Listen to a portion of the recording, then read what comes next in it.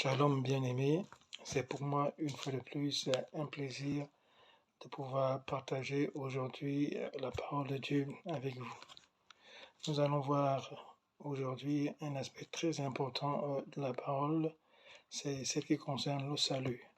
Alléluia. Mais avant de rentrer en profondeur sur notre sujet du salut, je vais prier. Père, je veux te rendre des actions de grâce ce soir pour ces moments. Je recommande ces moments entre tes mains, que seule ta gloire soit manifeste. Tu déclares dans ta parole, Seigneur, que c'est poussé par ton esprit que les gens en parlent de ta part. Laisse que le Saint-Esprit soit au contrôle de ces moments, que le Saint-Esprit nous éclaire, que le Saint-Esprit nous dirige, que le Saint-Esprit devienne le seul maître de ces moments. Sois élevé, Seigneur, sois glorifié. C'est dans le merveilleux et glorieux nom de Jésus que j'ai prié. Amen.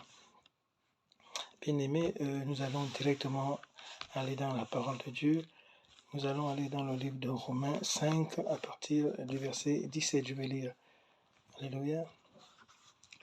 Certes, la mort a manifesté son pouvoir par la faute d'un seul à cause de ce seul être. Mais par le seul Jésus-Christ, nous obtenons beaucoup plus. Tous ceux qui reçoivent la grâce abondante de Dieu et le don de son œuvre salutaire vivront et rayonnent à cause de Christ. Verset 18. Ainsi, la faute d'un seul être, Adam, a entraîné la condamnation de tous les humains. De même, l'œuvre juste d'un seul, Jésus-Christ, libère tous les humains du jugement et les fait vivre. Par la désobéissance d'un seul, une multitude de gens sont tombés dans le péché. De même, par l'obéissance d'un seul, une multitude de gens sont rendus justes aux yeux de Dieu. Que la parole de Dieu soit bénie. Alléluia. Nous comprendrons d'une manière claire que le Seigneur veut nous amener à entrer dans la logique du salut. Le Seigneur veut nous présenter le salut d'une manière claire. C'est vrai que en tant qu'enfant de Dieu, né de nouveau, nous avons une idée réelle de ce qu'est le salut. Nous avons une idée réelle de comment est-ce qu'on obtient le salut. Alléluia. Mais à la lumière des Écritures, nous allons comprendre que le Seigneur est rempli d'amour pour nous. Le Seigneur est rempli de compassion pour nous. Pourquoi? Parce qu'il nous fait comprendre que de par Adam, de par la désobéissance d'Adam au jardin d'Éden, cela a entraîné la mort d'une multitude. C'est-à-dire que la désobéissance d'Adam non seulement a séparé Adam de la présence de Dieu, mais également a séparé les humains de la présence de Dieu. Alléluia. Donc, le péché d'Adam, l'acte d'Adam, la désobéissance d'Adam a entraîné la mort d'une multitude. C'est ce que la parole nous dit. Alléluia. Et heureusement que Dieu, dans son amour, à partir du moment où Adam a péché dans le jardin d'Éden, à partir du moment où Adam s'est laissé séduire via le serpent et sa femme, tout de suite, Dieu a mis en place un plan merveilleux de salut. Dieu a mis en place un plan de substitution pour pouvoir amener l'être humain à être justifié, pour pouvoir amener l'être humain à être réconcilié avec lui. Alléluia. C'est la raison pour laquelle le Seigneur Jésus est venu. Le Seigneur Jésus est venu pour non seulement apporter la vie là où Adam avait apporté la mort, mais également nous manifester le salut, nous montrer comment est-ce que nous sommes rendus justes aux yeux de Dieu, comment est-ce que nous pouvons être justifiés aux yeux de Dieu, et comment est-ce que nous pouvons rétablir cette communion, cette relation avec le Seigneur. Mon bien-aimé, il faudrait que tu comprennes ce soir que lorsque le Seigneur Jésus a pris la nature humaine, il est venu pour pouvoir prendre ton péché. Alléluia.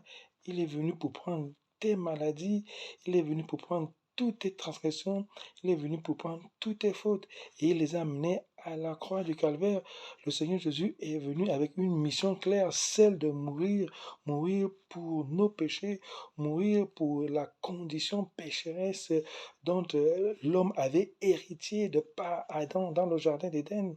Donc Jésus est venu avec cette vision, avec cette mission. Alléluia.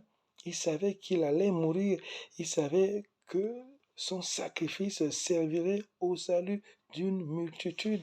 Mes bien-aimés, c'est pour cela, maintenant, nous devons non seulement nous considérer comme morts au péché avec le Seigneur Jésus-Christ, alléluia, mais également ressuscités avec le Seigneur Jésus-Christ, étant affranchis, étant libérés, étant totalement et entièrement justifiés de notre péché, justifiés du péché. Alléluia. Alléluia. C'est ce que la parole de Dieu nous dit ce soir, que Adam a entraîné la mort, mais Christ est venu transformer cette mort. Christ est venu redonner cette vie. Alléluia. Alléluia. Donc ce soir, nous voyons combien de fois Dieu nous aime. Nous voyons combien de fois Dieu a façonné l'homme. Nous voyons réellement que Dieu, dans son omniscience, étant pour moi, a créé l'être humain par amour. Dieu, dans son omniscience, a créé l'être humain pour qu'il demeure éternellement à ses côtés. Et vous-même voyez, lorsque, avant la déchéance d'Adam, lorsque Adam était dans le jardin, le Seigneur venait le rendre visite tous les soirs. Le Seigneur venait communier avec lui. Le Seigneur venait l'apporter sa présence. Il avait besoin de cette présence divine du Seigneur. Il avait besoin de ressentir cet amour de la part du Seigneur. Alléluia. Donc c'est un peu pour cela que une fois la déchéance d'Adam, une fois la déchéance de l'être humain via l'œuvre d'Adam au jardin d'Éden, Dieu ne nous a pas laissés comme ça. Alléluia. Dieu ne nous a pas laissés.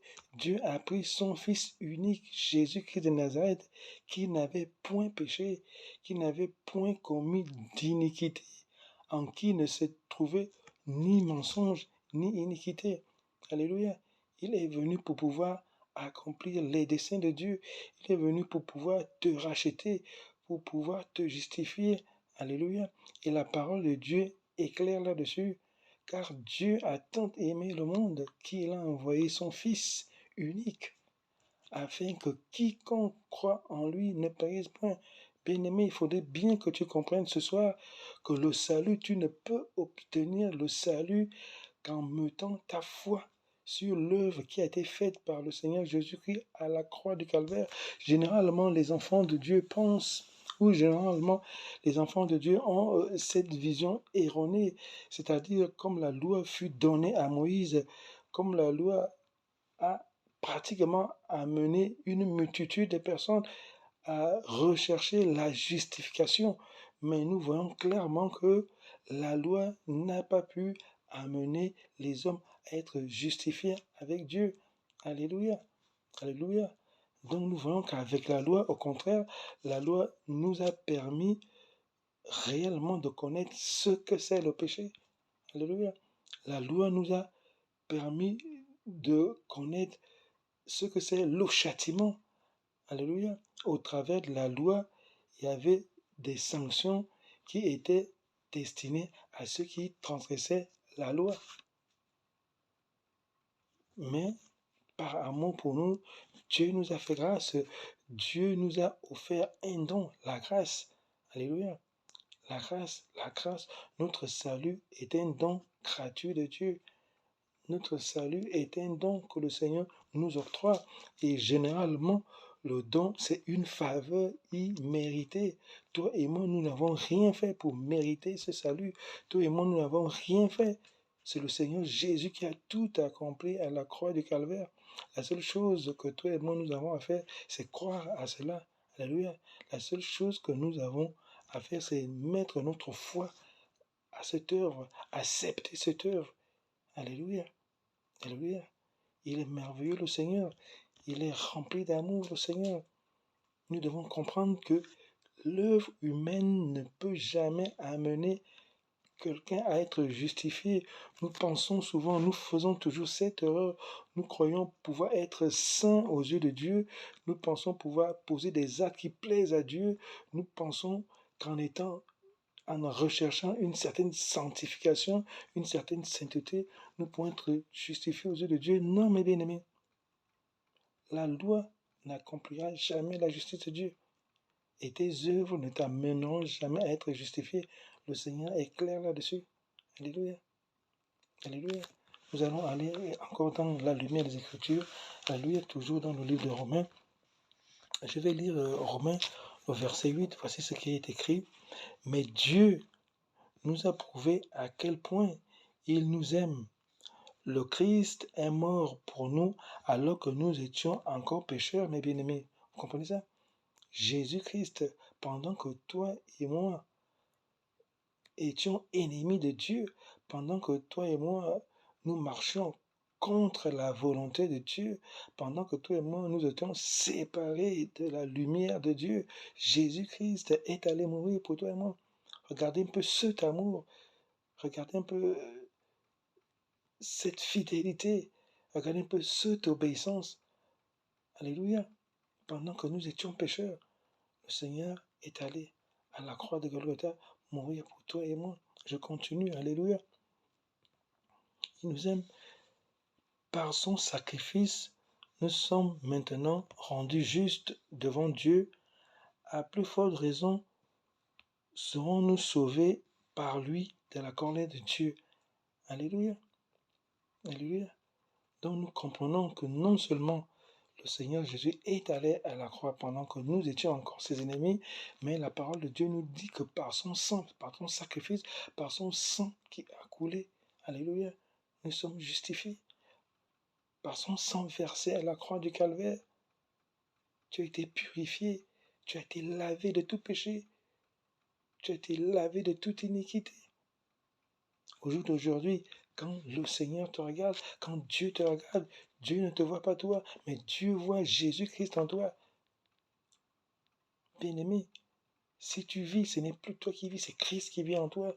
Donc quand le Seigneur te regarde, quand Dieu te regarde, il voit le Seigneur Jésus, il voit l'œuvre de la croix, bien-aimé. Tu deviens la justice de Dieu. Tu es justifié aux yeux de Dieu au moyen de la foi que tu as mise à l'œuvre que le Seigneur Jésus-Christ a faite à la croix. Alléluia, bien-aimé. Il faut bien que tu comprennes cela. Et pour cela, j'ai envie de te dire une vérité ce soir. J'ai envie de te dire une vérité, c'est-à-dire par rapport au principe du salut, par rapport au principe de la rédemption par le sang de Jésus. Il faut que tu comprennes une chose. Il y a un état qui te permet, non seulement par rapport à la parole de Dieu, à aller dans une dimension où les émotions, les situations que tu vas vivre vont t'appeler à être parfois triste, vont à être parfois déprimé, vont t'amener parfois à penser à un moment donné que le Seigneur n'est pas là. C'est un peu normal, mon bien-aimé. C'est un peu normal. Alléluia. Ce que nous sommes, alléluia, c'est notre état. Et notre état est changeant. Alléluia. Mais ta vraie nature, c'est ce que tu es. Alléluia. Et ce que tu es, c'est ta position. Et ta position, c'est quoi? Tu es la justice de Dieu. Et cette position-là ne change pas. Donc je veux bien que tu comprennes ce soir qu'il y a une différence entre ton état et ta position. Ta position, tu as une position d'élu. Tu as une position de justifié par l'œuvre de Jésus. Alléluia. Et maintenant tu as un état. Alléluia. Et c'est cet état qui t'amène dans une dimension, comme je l'ai dit, émotionnelle, où tu peux être triste, où tu peux, même à un moment donné, être rebelle à la parole de Dieu. Mais ça, ce n'est pas ton état. Alléluia. Alléluia. Il faut bien que nous fassions cette différence, mes bien-aimés. C'est la petite révélation que je vais t'apporter ce soir. C'est qu'il y a une différence entre ce que l'ont fait, ce que vous faites et ce que vous êtes. Généralement, ce que l'on fait, c'est ce que le diable veut toujours te rappeler. Mais regarde, tu es dans le péché. Regarde, tu es en train de mentir. Regarde, tu es en train de faire ceci. Tu es en train de faire cela. Oui, c'est ton état. Mais quand Dieu te voit, tu ne regardes pas ton état. Tu regardes ce que tu es. Tu regardes ta position. Tu regardes ta posture. Et ta posture, c'est tu es la justice de Dieu. Tu es justifié aux yeux de Dieu par l'œuvre de Jésus-Christ. Et ta position ne change pas. Ta position est ferme aux yeux de Dieu, bien-aimé. Donc ne te culpabilise pas. Ne te culpabilise pas. Et ne laisse même pas l'ennemi te culpabiliser. Le Seigneur Jésus a fait une œuvre grandiose à la croix de Golgotha. Le Seigneur Jésus a fait une œuvre merveilleuse. Il a été meurtri à la croix. Il a été flagellé à la croix. Il a été percé à la croix. Tous les actes de malédiction qui pesaient sur nos vies, il les a crucifiés. Toutes les maladies qui pesaient sur nos vies, il les a crucifiées. Donc au jour d'aujourd'hui, considère-toi comme étant mort au péché. Considère-toi comme étant mort à la maladie. Considère-toi comme étant mort à la chair. Que la chair ne parle plus dans ta vie. Oui, bien-aimé, que la chair ne parle plus dans ta vie. Laisse-toi guider par l'amour de Dieu. Laisse-toi guider par le Saint-Esprit. Laisse le Saint-Esprit bâtir son temple. Laisse le Saint-Esprit bâtir sa demeure. Laisse le Saint-Esprit renouveler ton intelligence. Laisse le Saint-Esprit illuminer les yeux de ton cœur pour que tu comprennes réellement la dimension de l'espérance qui est attachée à ton salut. Oui, mes bien-aimés. Laisse le Saint-Esprit agir sur tous les aspects de ta vie. Mets-toi à la disposition du Saint-Esprit. Rentre pleinement dans le repos du Seigneur. Prends possession de ton héritage, mes bien-aimés. Ne laisse pas l'ennemi te désorienter.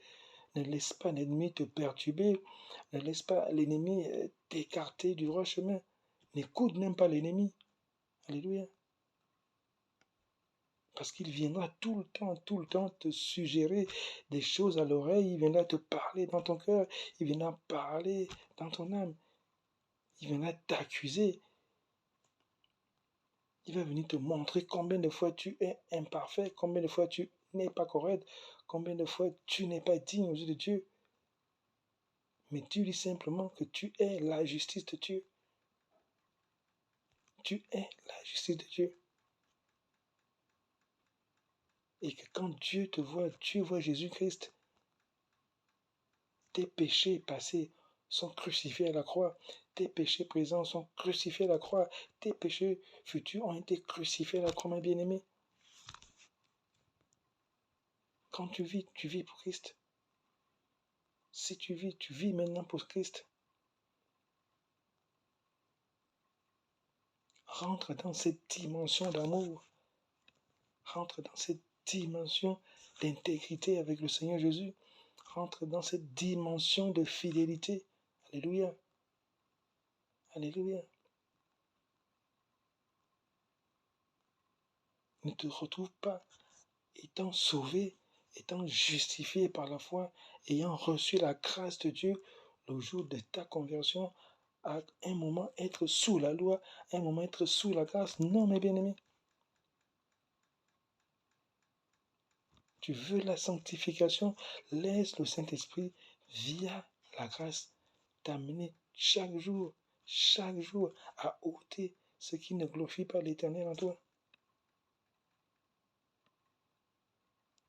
C'est le Seigneur qui sait ce qui est bon pour toi. C'est le Seigneur qui a commencé cette bonne œuvre de salut en toi et c'est lui qui la terminera.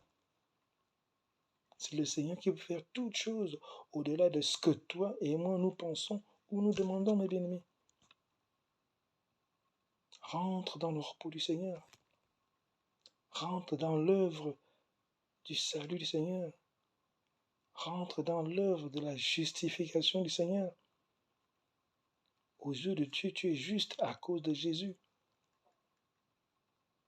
Aux yeux de Dieu, tu es juste parce que le Seigneur est resté obéissant jusqu'à la fin. Chose qu'Adam n'a pas fait. Adam a désobéi. Et la sentence est tombée. Là où Adam a amené la mort, le Seigneur Jésus, par son obéissance, a ramené la vie. Là où Adam a amené la séparation, le Seigneur Jésus a ramené la communion. Au jour d'aujourd'hui, bien-aimé, tu es réconcilié avec Dieu par le moyen de la foi en Jésus-Christ. J'ai envie de te dire ce soir que maintenant, quand tu t'approches du Seigneur, rentre dans la dimension de la relation père et fils. Dieu, c'est ton père. Tu es son fils, tu es sa fille. Donc ne mendie pas auprès de ton père. Ne te présente pas devant ton père comme étant un pécheur repentant ou un pécheur repenti. Non, tu deviens fils. Donc tu es héritier, co-héritier avec Christ. Et c'est ce que la parole de Dieu te dit. Et d'ailleurs dans 1 Jean 4, 17, tel il est, le Seigneur Jésus, tel nous sommes ici sur cette terre, bien-aimés.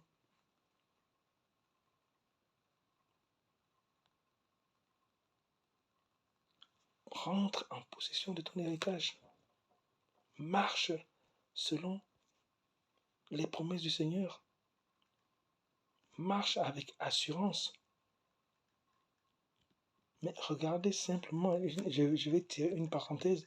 J'aime bien cette histoire. Regardez un peu l'histoire de l'enfant prodigue. Ça montre réellement l'amour d'un père.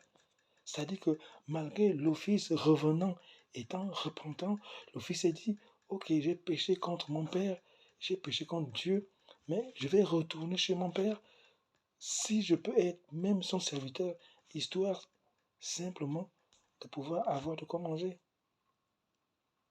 Mais lorsque le père a vu le fils venir de loin, la parole de Dieu nous dit qu'il est allé en courant accueillir son fils.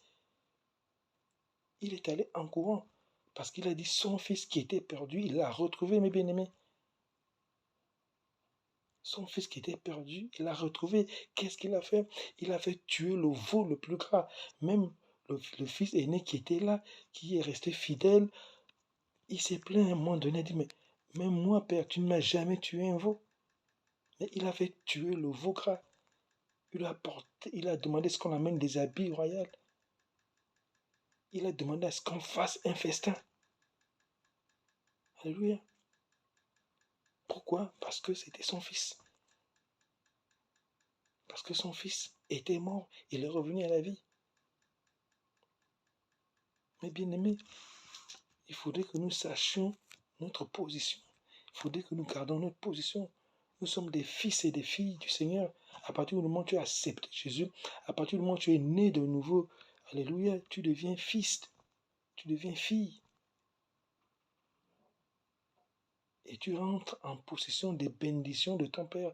Pas parce que tu es juste, pas parce que tu es droit, non parce que ton Père t'aime, parce qu'il y a des choses que ton Père a mis à disposition pour toi. Et c'est valable même pour nous qui avons des enfants.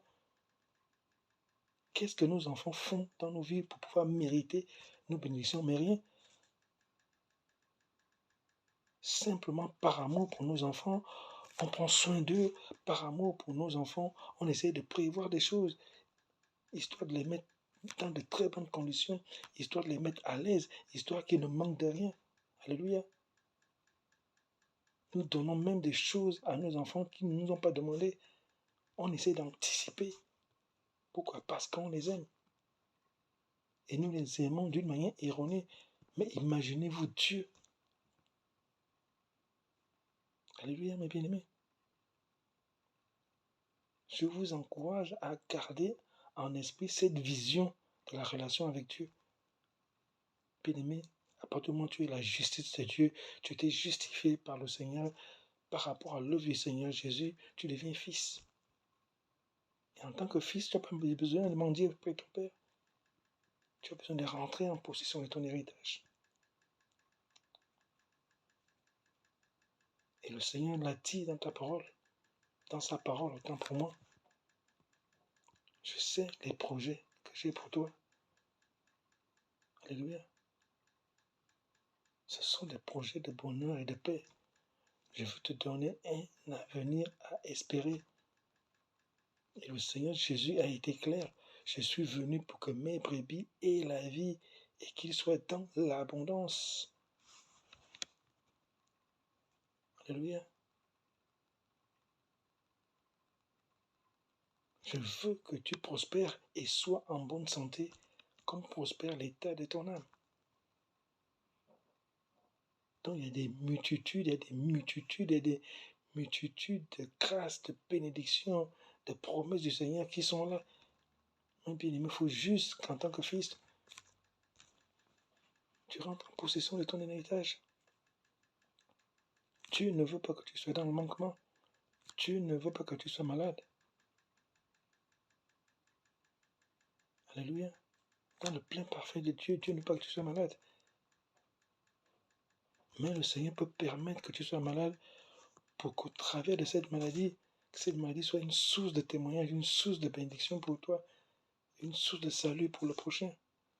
C'est pourquoi la parole de Dieu déclare que toute chose concourt au bien de ceux qui aiment Dieu. C'est-à-dire, dans ta situation d'épreuve, il y a le principe de la synergie. C'est-à-dire que Dieu va utiliser cette situation pour pouvoir être une source de bénédiction pour toi. En fait, toutes choses vont concourir à ce que, à la finalité, cette situation te soit profitable. C'est ça l'amour de Dieu. Il y a des tas d'exemples comme ça dans la parole de Dieu. Alléluia. Pharaon qui s'entête, ne sachant pas qu'en s'entêtant, il est simplement en train d'accomplir la volonté de Dieu. Jonas qui s'entête, Jonas ne sait pas qu'en s'entêtant, malgré tout ce qu'il est en train de faire, le Seigneur est en train de l'amener cette énergie à pouvoir aller prêcher à Ninive. Lorsque les frères de Joseph vendent Joseph se retrouve dans une situation d'épreuve difficile. Mais cette situation, quelques années après, devient une source de bénédiction pour eux. Donc il y a cette synergie que le Seigneur utilise dans le principe de toute chose concourt au bien, oui, de ceux qui sont appelés selon ses desseins. Donc, mon bien-aimé, il faut vraiment que ce soir, tu réalises que le fait que le Seigneur est allé à la croix de Golgotha, cela a été prévu d'avance par Dieu. Pourquoi? Pour le salut de celui qui croit, pour le salut d'une multitude. Ceux qui croiront, accepteront, seront sauvés. Alléluia. Et ceux qui ne croiront pas, du fait qu'ils n'auront pas cru, ça devient une justice pour eux-mêmes.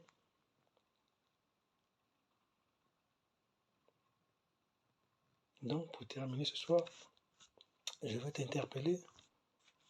Toi qui n'as pas encore reçu Jésus, je veux t'interpeller.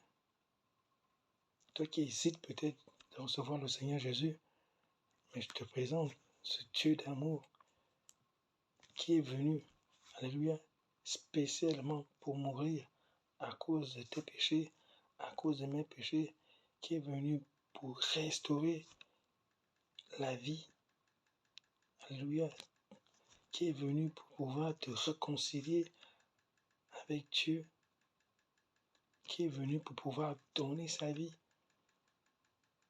qu'au travers de sa résurrection, tu vives au travers de lui.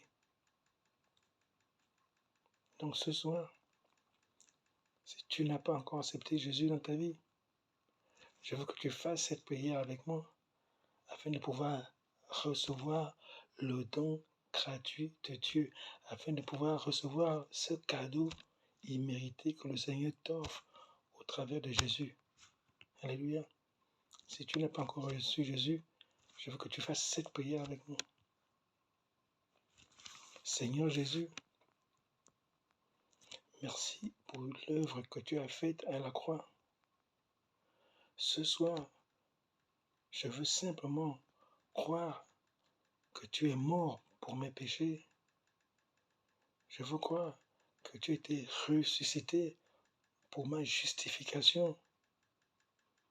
Et à cause de cela, ce soir, je te donne ma vie, Seigneur. Je t'accepte comme Seigneur de ma vie. Je t'accepte comme Sauveur de ma vie. Et maintenant, je suis réconcilié avec toi. Et maintenant, je rentre en amour avec toi. Oui, Seigneur, sois maintenant au contrôle de ma vie. Viens et bâtis ta demeure à moi. Viens et transforme tout mon être. Maintenant que ma vie devienne ta vie, touche mon cœur. Viens restaurer tous les aspects de ma vie. Merci pour cette œuvre de la croix, Seigneur Jésus. Merci pour cette œuvre de salut. Au nom de Jésus. Amen. Bien-aimé, si tu as fait cette prière, tu es réconcilié avec Dieu. Si tu as fait cette prière, tous les liens adamiques qui étaient impactés à ta vie sont coupés. Et maintenant, tu as pleinement la vie de Jésus. Ce soir, je veux te dire que tu deviens la justice de Dieu par l'œuvre de Jésus-Christ de Nazareth. Tu es justifié par le Seigneur Jésus. Tu es sauvé par le Seigneur Jésus. Et maintenant, le Seigneur Jésus règne dans ta vie. Je veux bénir une fois de plus le peuple de Dieu pour ce message. Je veux également rendre gloire et grâce à Dieu parce qu'il a permis que nous partagions aujourd'hui cet aspect important du salut. Et maintenant, avant de nous séparer, je vais prier. Seigneur, je te bénis et je te rends des actions de grâce. Merci, Père, pour ces moments que nous avons passés devant ta sainte face. Merci de ce qu'au travers de tes écritures, Seigneur, tu nous as parlé. Je veux recommander ton peuple entre tes mains. Je veux recommander, Seigneur, toute personne que tu as disposée afin d'écouter ce message, Père. Bénis-les, Seigneur, de tout genre de bénédiction qui vient de toi, conformément à ta parole, Seigneur. Tu as dit, Père, que je leur donnerai à la bénédiction de te suivre. Seigneur, ce soir, que la bénédiction les accompagne à leur départ et que la bénédiction les accompagne à leur arrivée.